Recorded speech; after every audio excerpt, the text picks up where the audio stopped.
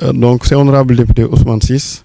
Nous étions aujourd'hui dans la commune de Ngandiouf, particulièrement en visite de travail dans les villages délocalisés de Ngassama, pour nous enquérir de la situation. Donc, c'est un constat de visu que nous venons de faire, qu'il y a eu véritablement beaucoup de manquements dans les conditions de logement et d'hébergement.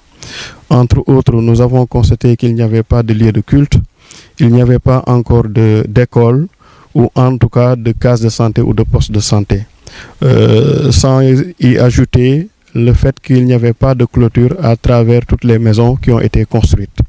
Donc ce sont des manquements parce que nous pensons que quand dans le cadre de l'exploitation industrielle, des populations sont impactées au point d'être délocalisées, les logements qui doivent les accueillir doivent répondre à un certain nombre d'exigences sur le plan social, sur le plan environnemental et respecter une certaine durabilité.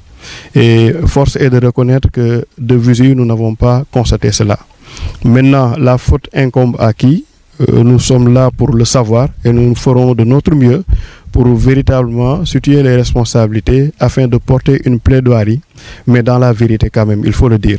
Dans la vérité parce que nous pensons qu'il nous faut la vérité, écouter les deux camps dans le cadre de la diplomatie parlementaire pour pouvoir plaider pour une justice sociale. Et je l'ai dit à plusieurs reprises dans maintes et moult de mes interventions et visites de ce genre, pour faire comprendre que nous ne sommes pas contre l'exploitation industrielle, nous ne sommes pas contre véritablement l'extraction minière, mais à condition que cela réponde à un certain nombre de critères.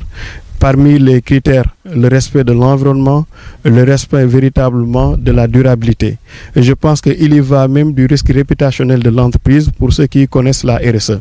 Et je pense qu'il y a eu, au-delà de ces manquements-là, compte tenu de ce que nous avons eu par rapport aux villageois, le fait que même dans le cadre des politiques d'emploi, les populations ne s'y retrouvent pas. Et là, quand même, il y a beaucoup d'efforts à faire venant véritablement de l'entreprise en question. Mais nous ne pouvons pas nous prononcer et nous aventurer là-dessus. Tant que nous n'avons pas la version de l'entreprise, nous venons de nous entretenir avec le DG au téléphone. Il doit s'apprêter à un voyage, mais dès son retour, nous essaierons de voir comment visiter le site parce que c'était prévu aujourd'hui, mais compte tenu des conditions de déplacement et autres, cela n'a pas pu se faire ou s'effectuer. Donc nous ferons de notre mieux dès son retour pour que la visite soit effective, pour que nous puissions avoir les deux versions des deux camps, pour que la vérité puisse éclater. Mais quand même, comme j'ai souvent l'habitude de le dire, s'il y a un camp, une partie à choisir, nous sommes du côté des populations parce qu'elles sont notre raison d'être et notre raison d'être se justifie par ce travail-là de terrain. Et je pense que les autorités de ce pays sont dans un cadre de justice et d'équité sociale en vendant et en salmodiant ce qu'on appelle le Djoub Djoubal Djoubanti. Et permettez-moi, avant de terminer, de magnifier véritablement les efforts qui ont été consentis par les membres du collectif, mais également les responsables ici présents qui n'ont ménagé aucun effort pour m'informer en temps et nous aider véritablement à mener notre travail.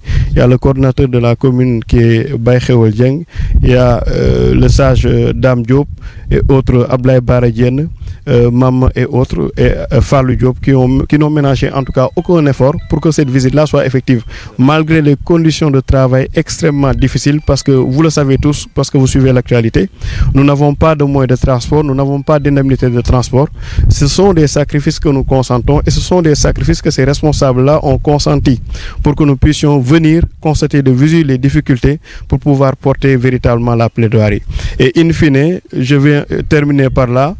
Féliciter et véritablement apporter notre soutien aux populations locales parce qu'il y va d'un acte très responsable et très noble.